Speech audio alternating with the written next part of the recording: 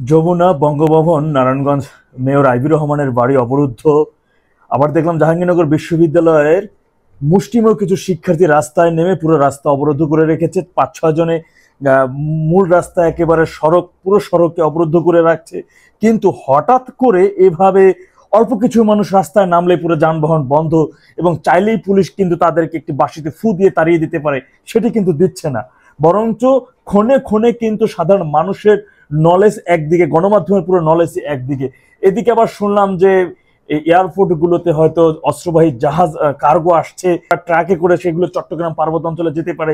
এ ধরনের নানান খবর এখন আসলে রটতেছে। তবে আমার কাছে যতটুকু মনে হচ্ছে যে এই পরিস্থিতিটা এতটা ঘোলাটে, সাধারণ মানুষের চিন্তা ভাবনাকে মানে মাইন্ড একদিকে নিয়ে গিয়ে এই পরিস্থিতি খুব বেশি ভালো লক্ষণ মনে হচ্ছে না। আজকে আবার জুমা দিন, জুমাবাদ, দেখা যাবে যে এই সাধারণ মুসল্লিদেরও তারা তাদের আন্দোলনের অংশ বা আওয়ামী লীগের বিরোধী শিবির বা আওয়ামী বিরোধী মিছিলের একটু অংশ হিসেবে এই মুসল্লিদেরও দেখানো হতে পারে।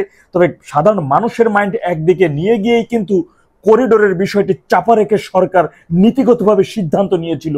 তাই সাধারণ মানুষের একটু চোখ কান খোলা রাখার জন্য বিনীতভাবে অনুরোধ জানাচ্ছি, বিশেষ করে মানচিত্র রক্ষায়। আর আপনারা জানেন এই সমন্বয়করা কিন্তু মানচিত্র রক্ষায় একটা কথা এখন পর্যন্ত বলেনি, করিডোরের ইস্যু নিয়েও কথা বলে নাই।